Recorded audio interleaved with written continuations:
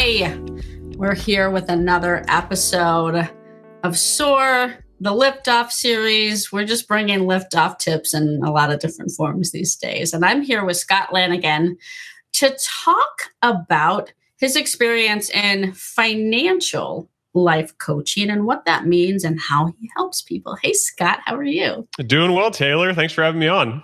It's good to have you here. So let's just kick it off. Tell us a little bit about you. What's your story? What's your deal? Yeah, sure. So the way that I describe myself to people is I'm somebody who takes their work very seriously, but themselves not so much. So my dad used to like to say that there are two types of personalities in the world. You have, your beer and peanuts type, and then you have your wine and cheese type. I'm definitely a beer and peanuts type of guy. But when it comes to my work, so I guess to take a step back a little bit. So grew up in Dallas. So for anybody who's familiar with the area, Coppell more specifically. And then I went to college at Texas State University. I'm a proud Bobcat like yourself. And graduated there in 2012. And then after that, brief stint at Fidelity, brief stint at Century Management, which is a value investment shop there in Austin. And then came home and worked for an oil and gas company for about a year. And then I ended up getting plucked up to work for the family office of the family who started the oil and gas company. So that's where I am now. I've been there for about 5.5 years. For all the finance dorks like myself out there, I have my CFA, CAIA, and FRM designations. I'm sure not a lot of the audience will know what that is, but it basically means I'm just a big old-fashioned finance nerd. Just a big old dork about money. Just a big old dork about money and investing. Well, the world needs you, dorks. We need you. I need you, luckily. So, you're probably I like actually watching your stuff online. So you do these funny TikTok videos and watch them on Facebook because I'm still a dork and I'm not on TikTok. But you break things down in really simple terms. And I like that because, yes, not everyone knows what the CFA is. I actually do know that, but most people don't. Yeah. And that's okay, right? Like there's all of these very technical financial things that not everyone has to know. But I like that you actually break things down into really simple terms that anyone can apply into their life to be more successful and more healthy financially. Yeah, thank you. I mean, I try. People like to make finance and investing more complicated than it really is. And so when you can really just break it down to like a fundamental and basic level and relate it to people's lives, it really people can really grasp it and they can understand it. Yeah, I love it. So let's talk about that. Okay, so what is you got into financial coaching. So you spent time in, family offices doing probably pretty crazy, dorky financial stuff. I'll just call you. Yeah, that's a perfect way to put it. I can kid about this stuff because my husband is a finance dork. And so that's why I know more than I really want to know, to be honest, about finances. But what was a light bulb moment that you had in taking that experience and saying, hey, I want to help people more in their day-to-day life around their finances and get into financial coaching? Yeah, that's perfect. So I'm 31 right now. And when you look at a lot of the issues that are going on with society right now, particularly when it comes to kind of younger people, people that just graduated, they have they have high student debt, they have credit card debt, they have low to none savings, pretty much no retirement savings either. And when it comes to, the mental things that they're struggling with, anxiety is going up, depression, feelings of hopelessness.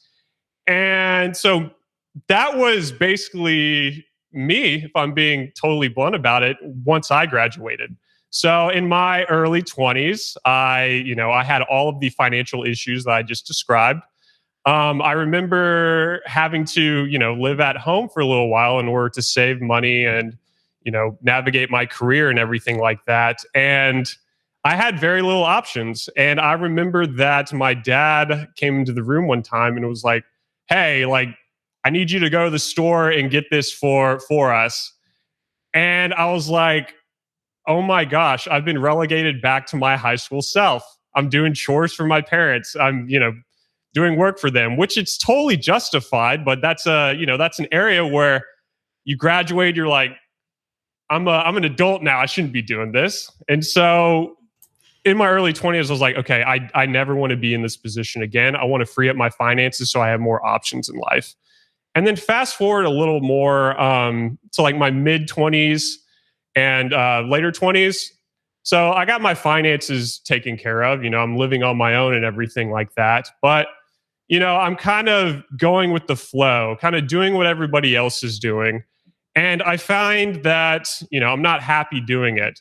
So that was really a light bulb moment where I'm like, okay, well, I'm not happy. What's the deal here? I mean, I'm doing everything that people say that you should do in order to, be happy.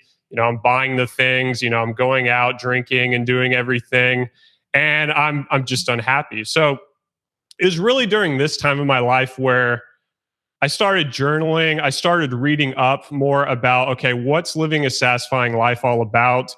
What is, living a happy life all about? And then also inverting it. So what's a meaningless life look like? What's an unhappy life look like? And that really came to the core of what I believe living a life with less regret is all about. And would you like me to kind of break that down for you real quick? Yeah. Tell me about that. A life of less regret. So I imagine there's a bit of a life of less financial regret in that. Are there other elements? Yeah. Let's go deep into this, because I do think that regret is one of the worst feelings a human can have. Yes. So if you can help people prevent living a life of regret, that's a good angle, Scott. That's a good angle. Yeah, just you're older and you're thinking back on your life, and you don't want to look back and be like, man, I really wish I would have done that thing, or I wish I wouldn't have done that thing. And so kind of my decision-making framework when it comes to living a life with less regret, it really comes down to three factors. So the first one is all about personal growth. So getting better at something that you're already, doing and you're competent in, trying new things. So knowing that you're going to go into them sucking, but then getting better at those. And then the last one would be novelty. So like creative endeavors, creating something that the world hasn't seen before, kind of like what you're doing with your podcast. I'm sure it's very, very fun for you and you enjoy it. So yeah, I'm the only one who listens to it. It's just for me. No. Well, I can relate to you on that, because I publish what I call a daily shot every day, and on YouTube, and they get almost no views, but they're fun for me and I enjoy it. It's fulfilling. Yeah, it is. It really is. All right, go ahead. Didn't mean to interrupt. No, sorry. Yeah. The next thing would be meaningful relationships. So once you figure out what you enjoy doing and what areas that you want to grow in, it's basically surrounding yourself with like-minded people. So, Daniel and I relate a lot because we're finance guys. So we have that bond around finance, but it really can be around anything like that. So the first part, personal growth, doing what you love, figuring that out. The next one would be surrounding yourself with people who love the same thing and love each other. And then the last one is just being bigger than yourself. So a lot of people, when I say that, they think of, charity work. They think of, donating your time and money and things like that. That's certainly something that studies have shown that leads to higher levels of satisfaction, higher levels of happiness. You receive a dopamine hit. Doing good feels good. And sorry, just kind of blanked out there. But so it's really these three components that I believe come down to, living a life with less regret. If you can hit on all three, then in my opinion, it's going to be very hard to look back and believe that you left anything on the table. Yeah. Well, do you mind giving me an example? I think this is really good for people What's an example of something that you changed, maybe in the process for yourself to live a life of less regret? So, um, you talk about like the having a growth, like open mindset. Maybe what was something that you did to open up your mind? No, that's great. So kind of in my mid 20s, like I was describing, I was, going out, drinking, partying, stuff like that. I wasn't happy, waking up during the weekend hungover, and then just thinking long term, it's like, yeah, this isn't going to lead to good life outcomes. So I Mhm. really made the change to where I would try more hobbies, try more things I'm interested in. So some of the things that, you know, so uh, equity in Dallas financial coaching, for example, putting out TikToks, putting out materials like that, learning how to edit, learning how to film, learning how to write or journal, write, do blog posts and things like that. Just trying as many different things as possible, figuring out what I'm interested in, figuring out what I like, and then the things I'm not interested in, just let it fall by the wayside. Figuring out the things that I enjoy and that I feel like I'm strong at, investing more time in those things. So that was really kind of the personal growth in my life that I experienced. And Equity in Dallas really is a kind of a culmination of all the things I'm interested in, on top of finance, life, kind of life philosophy and life strategy. And then it's incredibly fulfilling for me to help other people, with their life circumstance and try to get them on a good trajectory. Love it. I love it. And finance is often the base of getting on the right trajectory. So Yep. I think it's interesting that you're marrying the two practices and disciplines into Yep. one, because it's interesting too what you said kind of at the beginning. You were doing the things you thought you were supposed to do. Yep. I've been there too, right? Okay, I got the car I'm supposed to drive, right? I have the house I'm supposed to have, right? And then you wake up one day and you're like, why am I miserable? Right? Like what's going on here? And it's because money can make things easier. Yep. And when things are easier, you can have higher levels of happiness. But Yes. money is not necessarily just the answer to happiness. And a lot of, I think, the pressure that we have in our society around money and success is defined by just the quantity of Yes. money, the quantity of coin in the bank. Yep. And it doesn't always line up directly to happiness. I 100% agree. A lot of people believe that money is kind of the end all be all. Hmm. But, if you're not allocating them toward the right things, and in my opinion, it's the three things that I described earlier, then you're probably not going to be happy. Yeah, yeah. So let's talk a little bit more about how you coach people around this. So we talked about the life of less regret. Let's get specific around finances. How Yes. can you live a life of less regret with a healthy financial outlook, a healthy financial mindset? What are some tips you have for people? How do you help your clients when you coach them on this? Yeah, sure. So, what I have my clients do, and again, since I'm targeting kind of the younger generation, so people who just graduated, their financial picture really isn't that complicated because a lot of them are single, they don't have kids, insurance considerations aren't that big of a deal, and nor are taxes. But what I do is that I kind of take them through a three-step process. I'd say is, so the first one is tracking your expenses and tracking your income sources, really getting a sense of where money's coming in versus going out. And then the next one would be setting your investment goals and savings goals, and that can also include paying down debt and student loans, credit cards, stuff of that nature. And then the last one is, okay, so we know where your money's coming and going, we know what goals you should be going after. The last one is, let's try to make this as easy as possible. Let's automate it.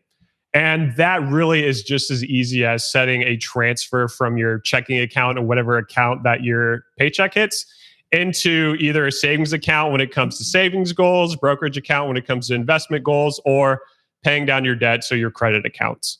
So those are the big three things that we do. And if they're not, so if we get to the tracking your expenses and we finish and we figure out that, okay, well, I'm not saving enough to, meet my goals. What are some areas that we can cut in order to free up your cash flow so that you can save, invest more, pay down debt? And that's really where the less regret, the life coaching philosophy comes in, because you can map out your activities to those three things and then really think about it from okay, am I getting the most bang for my buck given what I'm doing from a life satisfaction standpoint? And I mean, what you'll find is that, a lot of the things that we spend money on don't really fulfill these three needs. So they're very easy ways to cut back. And I mean, I'm not perfect. I have subscriptions that I probably need to cancel and I could free up my cash flow a little bit more. But yeah, there's just a lot of easy ways that we spend money that, would be easy cuts.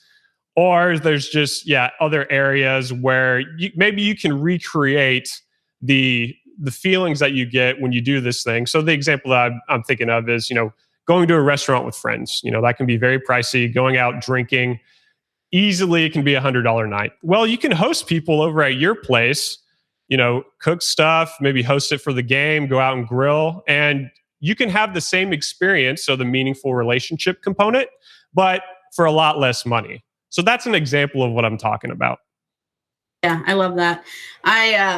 You're talking about, I like that you're getting people in early on. Yes. Right after college, when they think they're grown up, but they haven't really necessarily experienced as much of the world as they think. We've been there. I remember at one point looking at how much I spent at the bar one month. It was like post-graduation, first, job, and no kids or anything like that yet. So you're just like, oh, Wednesday, Thursday, every day it's a go out day. Why not? Yeah. And it's like I had this ridiculous, when I did the whole, expense and, tracking, I had this ridiculous amount of money at one bar. And I was like, this is not good. So I like your tips on starting to just track it. It's like if you track your steps or you track your food intake or you track anything, right? It's 100%. Just data points. And then once you have the data points, you can start to see like, maybe there's some behaviors that I should change. Do you have any particular methods that you find work really well for tracking to make it easy? Again, I think it's important for it to be easy to fit into someone's day or routine. Like, are there any of those subscription apps that like maybe help you see like, oh, these are all the subscriptions that I forgot I was paying for? Anything like that you recommend? Yeah. So, I mean, different methods work for different people. I think the easiest method and the one that I recommend is like a personal finance application. So I use Mint. Mm-hmm. And I like Mint a lot. I'm not getting paid or to say that, but I just it does a great job of connecting to all of your accounts and then aggregating all of your expenses, and then it automatically tags it with the the transaction that Mint believes it should be categorized under. You do have to go in there and clean a little bit, but I would say that's probably the easiest method to if you really want to track your expenses and do it in the most efficient way possible. Just use something like Mint or Personal Capital. Yeah, Personal Capital. I've used that one. Tiller is a good one. Mint, I think I've used it at some point. I don't know. At some point, it's like, oh, that's a subscription. Yeah. Well, no. How many finance app subscriptions am I paying for? I don't know. Is Mint free? Mint is free. They will hit you with the advertisement. Nothing in life really is free, but yeah, Mint's a free one. Okay, cool. So go use Mint, people, if you're not already. Highly recommend. Yeah, exactly. Neither of us are getting paid by Mint, but maybe we should be. All right. Scott, I want to close this out. I'm curious. Okay, how old did you say you're 31 now? Or are you 31? You're 31. Mm-hmm. So young. So young. I feel old though, and I joke with people. I mean, I kind of look old with the bald head, and I had to shave it because not only the receding hairline, but the gray hairs that are coming through. Yeah, you're not. You're not old. And as a woman, I just dye the hair. There's a my gray started coming in when I was like 18, so I was screwed early on. Yeah. Like You just kind of accepted the fate. That's pretty much what I did. Just shave it off. accept the fate. Exactly. So, young Scott, what would you tell your even younger Scott self if like could go back in time and redo something? That's so. There's so many.